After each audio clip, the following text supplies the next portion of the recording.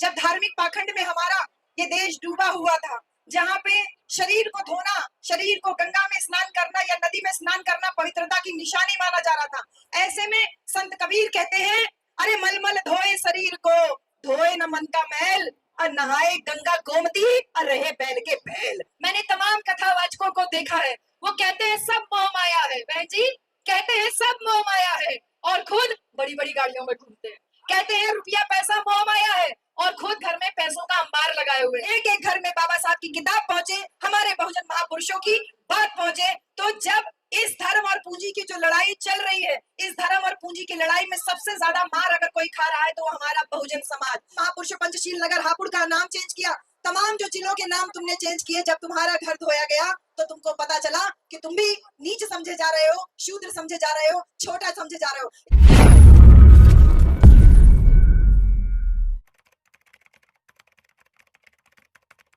रामा स्वामी नायकर आए, बाबा साहब आए, कांशीराम साहब आए, इन तमाम महापुरुषों की जयंतियां हम लोग हर साल मनाते हैं, इनको श्रद्धांजलि अर्पित करते हैं। लेकिन क्यों करते हैं, क्यों करते हैं हम इनको श्रद्धांजलि अर्पित? क्यों हम इनको बार बार नमन करते हैं? क्योंकि इन्होंने हमें उस योग्य बनाया कि जो शोषित समाज था, जो दबा कुचला समाज था, उसको सम्मान स्वाभिमान की लड़ाई लड़ना सिखाया इन्होंने। उनको नीचे से ऊपर उठा करके आत्मसम्मान के साथ जीना सिखाया। इसलिए हम इनको सम्मानित करते हैं। जैसे कि जब धार्मिक पाखंड में हमारा ये देश डूबा हुआ था, जहाँ पे शरीर को धोना, शरीर को गंगा में स्नान करना या नदी में स्नान करना पवित्रता की निशानी माना जा रहा था। ऐसे में संत कबीर कहते हैं, अरे मलमल धोए शरीर को, धोए न मन का मैल, और नहाए गंगा गोमती और रहे बैल के बैल। ये संत कबीरदास जी कह रहे हैं। जब देश पाखंड में डूबा हुआ था, ऐसे में जिसने कभी औपचारिक शिक्षा नहीं ग्रहण की, कभी स्कूल नहीं गए, उन्होंने कहा कि अरे शरीर को धोने से क्या होगा, ये मन तो तेरा मैला ही है, तो चाहे कहीं भी नहा ले, तेरा मन गंदा है तो तू हमेशा गंदा ही रहेगा, तू कभी उच्च नहीं हो सकता। इसी प्रकार संत शिरोमणि गुरु रविदास महाराज अपनी बातों से तमाम बातें जो हम लोगों के बीच में बातें कही, उसमें सबसे बड़ा प्रहार जाति व्यवस्था के ऊपर किया। जब कहा कि जात जात में जात है, जू केलन को बात, और रविदास मानुष जुड़ न सके जब तक जात में जात। चर्म मांस और रक्त का तन का बना आकार, अरे नजर पसारे देख लो सारा जगत जमार। जब वो कह रहे हैं ये बात कि अरे चमड़ा मांस और रक्त का शरीर बना हुआ है, तो नजर पसार के देखो हर एक व्यक्ति तो चर्म मांस और रक्त से बना है, हर एक व्यक्ति तो चमार है, तो फिर क्यों अपने आप को कोई श्रेष्ठ मान रहा है, कोई नीचा मान रहा है? तो संत शिरोमणि गुरु रविदास महाराज एक विचार देके जाते हैं, जो धार्मिक पाखंड में देश डूबा हुआ था, उनको उससे निकालने के लिए और जाति पाति के भेदभाव को खत्म करने के लिए उन लोगों ने हम लोगों के अंदर आत्मविश्वास जगाया कि ऊंच नीच, कहते हैं रविदास जन्म के कारणे होत न को नीच। अरे रविदास ये जाति पाति का रोक करता है मनुष्य को नीच। ये रविदास जन्म के कारण कोई ऊंच नीच नहीं होता, ये तो नीच करती है ओछे कर्म की कीच। जो तुम्हारे गंदे कर्म है, बुरे कर्म है, इससे तुम नीचे बनते हो। तो हमें आत्मविश्वास जगाया, जो सम्मान के हकदार हम थे उस हक को दिलाने का काम हमारे महापुरुषों ने किया, संत लोगों ने किया। जब सामाजिक सम्मान की बात आई तो पेरियार रामा स्वामी नायकर, महात्मा ज्योतिबा फूले ने आंदोलन किया। उन्होंने कहा कि हम तुम्हारी बनाई हुई जाति व्यवस्था को नहीं मानते, हम ठोकर मारते हैं। हमने सत्य शोधक समाज बनाया, हमने आत्मसम्मान का मूवमेंट चलाया। पेरियार रामा स्वामी नायकर ने आपको हमको सम्मान दिलाने के लिए इस व्यवस्था के खिलाफ मोर्चा लिया। उसके बाद आते हैं बाबा साहब डॉक्टर भीमराव अंबेडकर। बाबा साहब ने भारत का संविधान लिख करके जो महापुरुषों के द्वारा बताया हुआ रास्ता था, उस रास्ते पे चलने के लिए एक बहुत दमदार दस्तावेज हमारे सामने खड़ा कर दिया। क्योंकि ये देखिए कि इस दुनिया क्या ये कह लीजिए, इस भारत देश में राजा राम और सीता राम की लड़ाई चल रही है। और राजा राम सीता राम की लड़ाई कैसे चल रही है, जो हम लोग गांव में एक कहानी के माध्यम से बताते हैं। एक गांव में एक ऊंची बिरादरी का व्यक्ति आकर के रहने लगा। उसने गांव की एक महिला से शादी कर ली, कथा वथा कह करके उसका परिवार चलने लगा, परिवार पालने लगा। फिर उसके बच्चे हो गए, 2 बच्चे हो गए, तो उसका परिवार चलना मुश्किल हो गया। उसने कथा कहने की फ्रीक्वेंसी थी वो जल्दी जल्दी कर दी कि ज्यादा से ज्यादा कथा कहूं जिससे कि ज्यादा पैसा मिले, मेरा परिवार चलता रहे। फिर उसके बाद जब बच्चे सयाने होने लगे तो उसका खर्चा चलना और मुश्किल हो गया। तो उसने तय किया कि मैं अपने बच्चों को प्रधानी का चुनाव लड़वा देता हूँ। तो उसने अपने दोनों बच्चों को प्रधानी का चुनाव लड़वा दिया और रोजाना गांव वालों के बीच में जाके कहता, अरे ये राजा राम बहुत नालायक है, राजा राम कोई काम नहीं करता, मुझे एक गिलास पानी तक नहीं देता। देखो प्रधानी के चुनाव में सीताराम बढ़िया आदमी हो सकता। बच्चे उसी के हैं दोनों, लेकिन अपने एक बच्चे के खिलाफ समाज में बोल रहा है। सब कहते हैं हाँ हाँ बेटा हो तो सीताराम जैसा, राजा राम जैसा बच्चा नहीं चाहिए। तो इस राजा राम और सीताराम की लड़ाई में सीताराम चुनाव जीत जाता है। अगर मैं आपसे पूछूं तो घी किसके घर की खिचड़ी में गिरा? शासन सत्ता किसके घर की खिचड़ी में आई, किसके घर के हिस्से में आई? उसी आदमी के घर के हिस्से में ना आई। 5 साल तक खाने पीने का इंतजाम बहुत अच्छा हो गया। 5 साल के बाद जब दोबारा प्रधानी का चुनाव आया, उसने फिर दोनों बच्चों को चुनाव में उतार दिया और अब से क्या कहने लगा, देखो सीताराम ने प्रधान रहते हुए ना तो हैंडपंप लगवाया, ना तो किसी को मकान दिलवाया, ना तो कोई सड़क बनवाई, तो कोई काम नहीं किया। सीताराम बहुत बेकार है, अब की बार राजा राम को चुनाव लड़ना चाहिए। जनता भोली भाली थी, जनता ने सोचा सही कह रहा है, तो इस बार राजा राम को चुनाव लड़वा दिया गया, राजा राम को जितवा दिया गया। तो फिर से पूछती हूँ, घी किसके घर की खिचड़ी में गिरा? उसी आदमी के घर की खिचड़ी में गिरा ना, यानी शासन सत्ता तो मेरे ही घर में रह गई। इस राजा राम और सीताराम की लड़ाई में बारी बारी से मलाई वही खा रहा था। और जब कुछ गांव के लोग आते, उससे कहते भैया हमारा मकान बनवा दो, हमारे यहाँ हैंडपंप लगवा दो, तो उसने 2 मोटे मोटे हट्टे कट्टे आदमी तैयार करके रखे थे कि अच्छा तुझे मकान चाहिए। वो लठैतों से उन लोगों को मरवाने पिटवाने का काम करने लगा।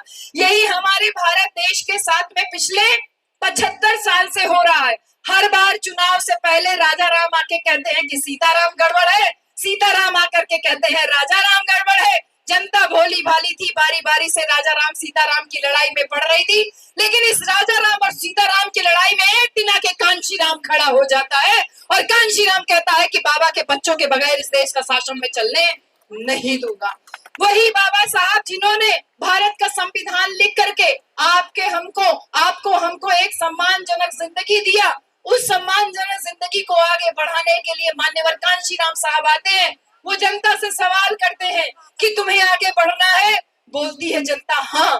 बोले कैसे आगे बढ़ोगे? बोले बाबा साहब ने रास्ता दिया है। तो बोले रास्ते पे चलते हो? तो बोले कि अरे बाबा साहब तो हमको एक एक्सप्रेस वे बना के दिए, उबड़ खाबड़ रोड नहीं बना के दिए, एक एक्सप्रेस वे बना के दिए भारत के संविधान के रूप में।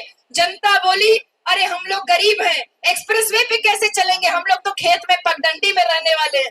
कांशीराम साहब आके कहते हैं अरे तुम गरीब नहीं हो, तुम्हारे पास वोट की ताकत है, ताकत का एहसास कराते हैं। और जब उत्तर प्रदेश में 4-4 बार मुख्यमंत्री बनाते हैं तो इस बात का एहसास कराते हैं कि तुम अपनी शक्ति से, अपनी संख्या के बल से, अपने वोट की ताकत से शासक बन सकते हो। साहब कांशीराम ने जो सम्मान का मूवमेंट चलाया, ये सम्मान की लड़ाई लगातार बहन कुमारी मायावती जी के नेतृत्व में चल रही है। लेकिन इस बात को ध्यान रहे कि जब जब समाज महापुरुषों के नाम पे या महापुरुषों के बताए हुए रास्ते पे चलता है, तब तब समाज आगे बढ़ता है। अगर हम बात करें तो ये इतिहास रहा है, मानव का इतिहास, मानव सभ्यता का इतिहास रहा है कि हजारों संस्थाएं, हजारों जो विचार हैं वो समाज को रेगुलेट करने के लिए, समाज को नियंत्रित करने के लिए बनाई जाती है। जैसे कि वो विचार बारी बारी से आते हैं, कोई आए, कोई नया कथावाचक आया, उसने नया विचार दिया, लेकिन समय के साथ वो सारे विचार विलुप्त हो जाते हैं। जो नहीं विलुप्त होता है वो यही है, वो है धर्म और पूंजी। धर्म और पूंजी दोनों एक साथ चल रही है। किस तरीके से एक साथ चल रही है? जितने भी आडंबर, पाखंडवादी, दकियानूसी परंपराएं हैं, ये सब पूंजी को बटोरने के लिए चल रहे हैं। मैंने तमाम कथावाचकों को देखा है, वो कहते हैं सब मोह माया है, बहन जी कहते हैं सब मोह माया है, और खुद बड़ी बड़ी गाड़ियों में घूमते हैं। कहते हैं रुपया पैसा मोह माया है, और खुद घर में पैसों का अंबार लगाए हुए हैं। बच्चों से कहते हैं मोह माया है, और घरों में देखिए तो एक से एक लग्जरी चीज उनको मिलती है। तो ये धर्म जो है ना, इसके ऊपर सीधा प्रहार करते हैं तो लोगों की भावनाएं आहत होने लगती है, क्योंकि धर्म विश्वास की चीज है। विश्वास से आस्था बनती है, आस्था से भावना बनती है, और उसी भावना से मनोवृत्ति बनती है। जो बुद्ध की पहली कथा, जो आपके यहाँ पे बगल में पहला बोर्ड के बाद, बाबा साहब के बोर्ड के बाद जो दूसरा बोर्ड लगा है, मन ही प्रधान है। ये बौद्ध धर्म में जो धम्मपद की पहली गाथा है, वो यही कहती है, मनो पुंबंगमा धम्मा मनो सेठा मनोमया मन साचे पदुठेना भासती वा करोति वा ततो नम सुख मनवेति छाया वा अन पायनी। यानी कि मन ही सारी बातों का अगुआ है, मन ही सारी बातों का प्रधान है। सारी बातें मन से ही शुरू होती हैं और मन से ही खत्म होती हैं। अगर हम सच्चे मन से, खुशी मन से कोई कार्य करते हैं तो सुख हमेशा हमारे पीछे लगा रहता है, जैसे हमारी छाया हमारे पीछे लगी होती है। तो इसी मन से, इस मनोबल को ऊंचा करने के लिए ये जो आज सांस्कृतिक महोत्सव इस नोएडा की धरती पे इतने विशाल रूप में जो आयोजन हुआ है, ये आपको और हमको पावर दे रहा है, ये आपको हमको ताकत दे रहा है, और यहाँ से हमको ताकत लेकर के जानी है। क्योंकि बुद्ध ये कहते हैं, भगवान बुद्ध ये कहते हैं कि किसी बात को इसलिए मत मानना कि कोई महापुरुष कह के गया है, किसी बात को इसलिए भी मत मानना कि कोई पढ़ा लिखा व्यक्ति कह रहा है, किसी बात को इसलिए भी मत मानना कि सदियों से परंपरा चली आ रही है। जैसे बहन जी, पिछली बार जब 10 साल पहले आपके यहाँ आई थी, तब भी मैंने आपसे एक बात कही थी, लेकिन आज तमाम नए लोग यहाँ पर नजर आ रहे हैं, तो फिर वही बात कह रही हूँ कि जो सदियों से परंपरा चली आ रही है, स्पेशली हम औरतों के लिए, हम लोगों को तर्कपूर्ण तरीके से इन सारी बातों को सोचना है कि जब हमारी शादी होती है तो सिंदूर केवल औरतों को क्यों लगाया जाता है, आदमियों को क्यों नहीं लगाया जाता। ये बातें हम लोग गांव में अक्सर बोलते हैं कि भाई शादी होती है तो दोनों को पता चलना चाहिए। क्यों मोहित बाबू, दोनों का पता चलना चाहिए ना कि शादी हुई है। अकेली औरत ही क्यों पता चलती है कि उसकी शादी हुई है। तर्क करना सीखिए। अगर हमने तर्क करना सीखा तो हम बदलाव ला सकते हैं, लेकिन केवल तर्क से ही बदलाव नहीं आ सकता, क्योंकि हमने तमाम ऐसे घरों को भी देखा जो बहुत साधन संपन्न है, जो बहुत पढ़े लिखे हैं, बहुत अच्छा सब कुछ है उनके पास, लेकिन इसके बावजूद घर के बाहर वाले रूम में तो बाबा साहब का फोटो दिखता है, लेकिन घर के अंदर वाले रूम में वो तमाम वैज्ञानिक सोच को धता दिखाने वाले बाकी लोग विराजमान रहते हैं। इसलिए बाहर तर्क करना बहुत आसान है, लेकिन व्यक्तिगत जीवन में अगर हमने उसका पालन कर लिया, हमारी इस आज की बात में अगर ये तमाम जो बहनें हमारी आई हैं, अगर तर्क करना अपने परिवार में शुरू कर दें तो हम एक नई पीढ़ी को जन्म दे सकते हैं, एक नए विचार को परिवर्तित कर सकते हैं। क्योंकि ये लड़ाई केवल विचार की है। दो विचारधाराएं समाज में चल रही है, एक वो विचारधारा जो हमको नीच बना के रखना चाहती है, और दूसरी विचारधारा वो जो हमें सम्मान दिलाना चाहती है, जिसको अम्बेडकरवादी विचारधारा या बुद्धवादी विचारधारा कहते हैं। तो इस धर्म और पूंजी की लड़ाई में धर्म जो है वो कमांडर बना है और हम कस्टमर बने हुए हैं। क्योंकि कोई भी अगर आप सत्संग में जाते हैं या किसी भी कथावाचक के कथा में जाते हैं बहन जी, तो तमाम स्टॉल लगे रहते हैं। कोई 10 रुपया में इतना छोटा एक ठो माला बेचता होता है, या कोई छोटा सा चीज बेचता होता है, और हम सारे लोग उसको खरीदते हैं। आज ये सांस्कृतिक महोत्सव जो आपके यहाँ पर ग्रेटर नोएडा में है, और इसमें जो तमाम स्टॉल लगे हुए हैं, ये तमाम स्टॉल इस बात को चीख चीख के गवाही दे रहे हैं कि आपको और हमको ये लड़ाई जो सम्मान और स्वाभिमान की है, वहां पे हमारे प्रतीक हमारे घरों में पहुंचने चाहिए। मेरी बहनों, यहाँ पे जितने स्टॉल है वो सब खाली हो जाने चाहिए। बाबा साहब की मूर्ति ही नहीं, बाबा साहब की फोटो ही नहीं, हमारे तमाम महापुरुषों के विचार भी आपको यहाँ से लेकर के जाने हैं। ये स्टॉल खाली होने चाहिए कि एक एक घर में बाबा साहब का लॉकेट पहुंचे, एक एक घर में बाबा साहब की किताब पहुंचे, हमारे बहुजन महापुरुषों की बात पहुंचे। तो जब इस धर्म और पूंजी की जो लड़ाई चल रही है, इस धर्म और पूंजी की लड़ाई में सबसे ज्यादा मार अगर कोई खा रहा है तो वो हमारा बहुजन समाज। क्योंकि शासन सत्ता से दूरी रखने के लिए दारू का प्रयोग किया जाता है, रुपया पैसा चुनाव के दौरान प्रयोग किया जाता है।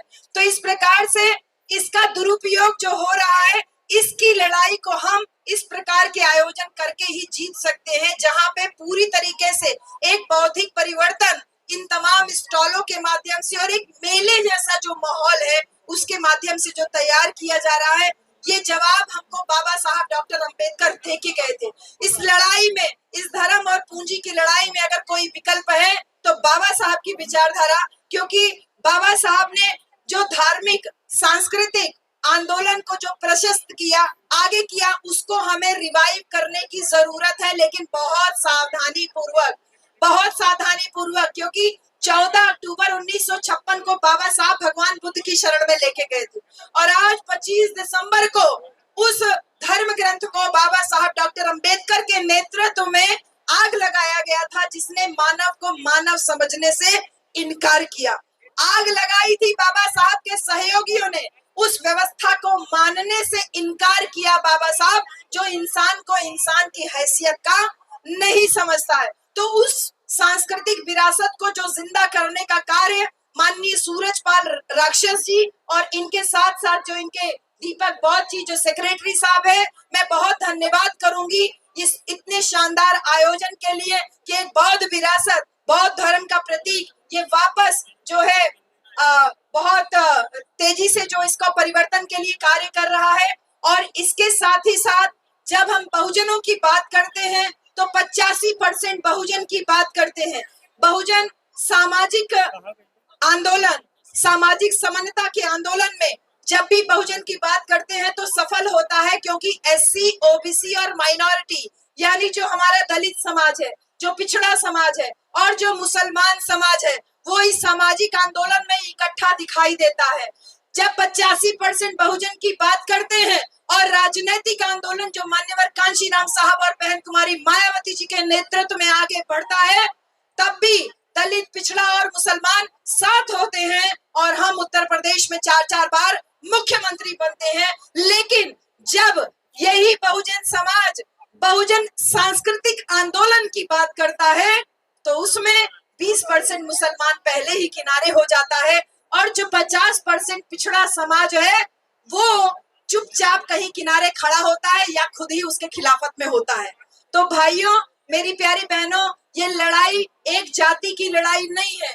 बहुत सारे लोग ग्रेट चमार बनाए हुए समाज के बीच में फिर रहे हैं। ये लड़ाई चमार धोबी पासी बनाने की लड़ाई नहीं है, ये लड़ाई बहुजन समाज को शासक कौम बनाने की है। और जिस प्रकार से ये जो आज मेला का आयोजन हुआ है और तमाम स्टॉल जो लगे हैं, बाबा साहब का जो एक सामाजिक आंदोलन, राजनैतिक आंदोलन, सांस्कृतिक आंदोलन और जो सबसे बड़ा बाबा साहब का इंडिकेशन था, जो सबसे बड़ा इंडिकेट किया बाबा साहब ने, वो था हमारा आर्थिक मूवमेंट। हमने स्टॉल लगाया, हमने प्रचार किया, घूम घूम के प्रचार किया, सामाजिक आंदोलनों का प्रचार किया, राजनीतिक आंदोलनों का प्रचार किया, विचारों का प्रचार किया। लेकिन जब बाबा साहब के आर्थिक विचारों के प्रचार प्रसार की बात आती है तो हम पीछे हो जाते हैं। क्यों नहीं हम डीजे लगा करके बोलते हैं कि बाबा साहब की वजह से आरबीआई की स्थापना हुई। जो ये पूंजी की बात है कि इस पूंजी ने हमारे देश को आज एकदम हाशिए पे लेके आ रहे, कुछ मुट्ठी भर लोगों के हाथ में पूरी देश की सत्ता पहुंची हुई है और वो अपने इशारे पे इस पूरे बहुजन समाज से लेकर के पूरे देश की शासन सत्ता को अपने कब्जे में किए हुए हैं। ऐसे में बाबा साहब की आर्थिक क्रांति आरबीआई के माध्यम से जो उन्होंने शुरू की और मान्यवर कांशीराम साहब ने जब इसको आगे बढ़ाया और कहा कि नीचे दुकान ऊपर मकान, ये साहब कांशीराम ने किया था, कहा था। और हमारे बाबू मोहित जी जो अलीगढ़ से आए हैं, इन्होंने एक जमीन खरीदी, नीचे दुकान और ऊपर मकान बनाया। क्यों नहीं हम छोटी छोटी दुकानें खोल सकते हैं। हमारे महापुरुषों के जो स्टॉल पीछे लगे हुए, इन स्टॉलों पे इतनी अच्छी बिक्री हो रही है, इतना अच्छा जो एक सांस्कृतिक कल्चरल परिवर्तन, कल्चरल चेंज जो देखने को मिल रहा है, ये कहना काफी होगा कि जिस प्रकार से ये मेले का आयोजन, बौद्ध महोत्सव का आयोजन ग्रेटर नोएडा की धरती पे हो रहा है, ऐसे आयोजन हमको और जिलों में भी बारी बारी से करने की आवश्यकता है। क्योंकि ये बात को बहुत अच्छे से ध्यान रहे कि बाबा साहब ने जब सांस्कृतिक परिवर्तन के लिए हमको विकल्प दिया, और विकल्प के रूप में जब 14 अक्टूबर 1956 को बौद्ध धर्म ग्रहण किया तो उसको आपने और हमने हाथों हाथ लिया बहन जी, क्योंकि मानव, बौद्ध धर्म की यही पहचान, मानव मानव एक समान।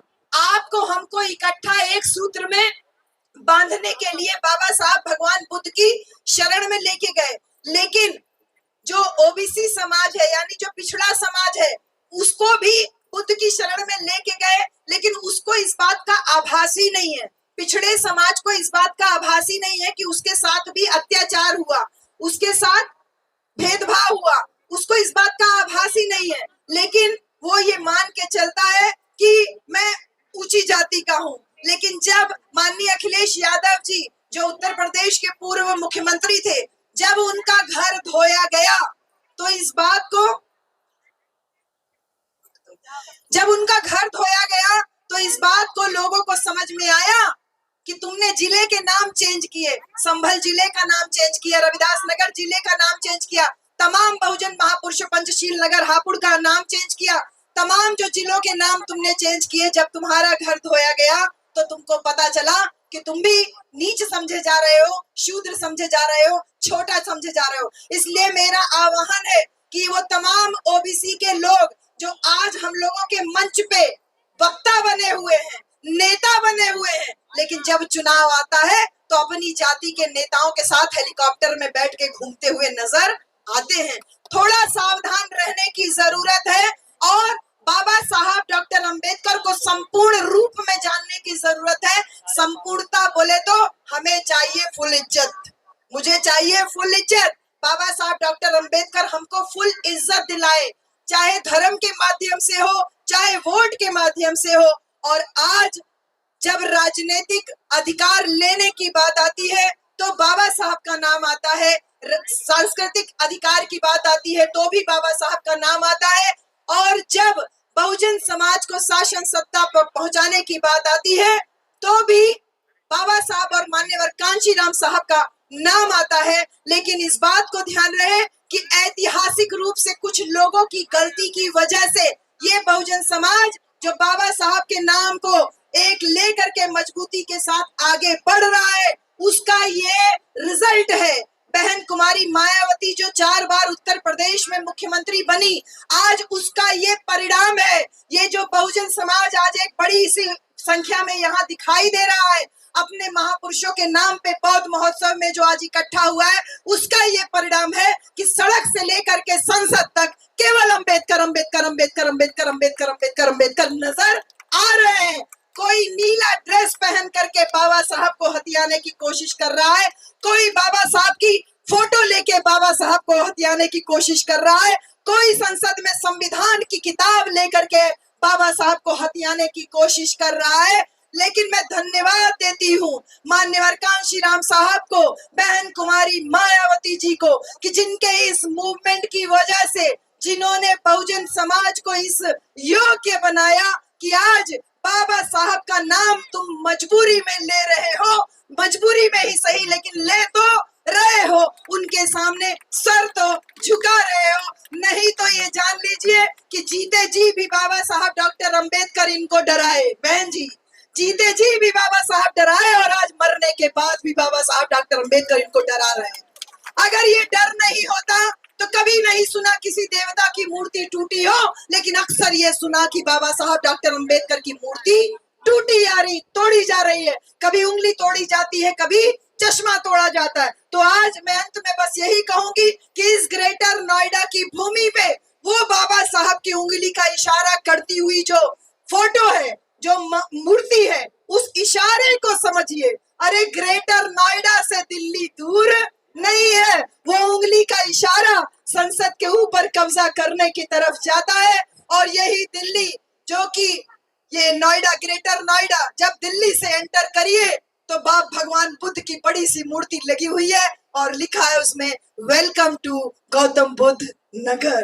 तो ये बहुजन विचारधारा को मजबूत करने का जो कार्य बहन कुमारी मायावती जी ने गौतम बुद्ध नगर बना के, गौतम बुद्ध यूनिवर्सिटी बना के, मान्यवर कांशीराम अस्पताल बना के, युवा बच्चों के लिए स्कॉलरशिप और युवा बच्चों के लिए छात्रावास बना के जो आंदोलन शुरू किया, ये बहुजन समाज की आज जिम्मेदारी है कि इस आंदोलन को आगे लेकर के जाए। और 2027 में बहन जी, पश्चिम के लोगों से शिकायत है, पूरब के लोगों ने मिशन को अभी तक थाम के रखा है। पश्चिम के लोगों, आप लोग इधर उधर बहकिए नहीं।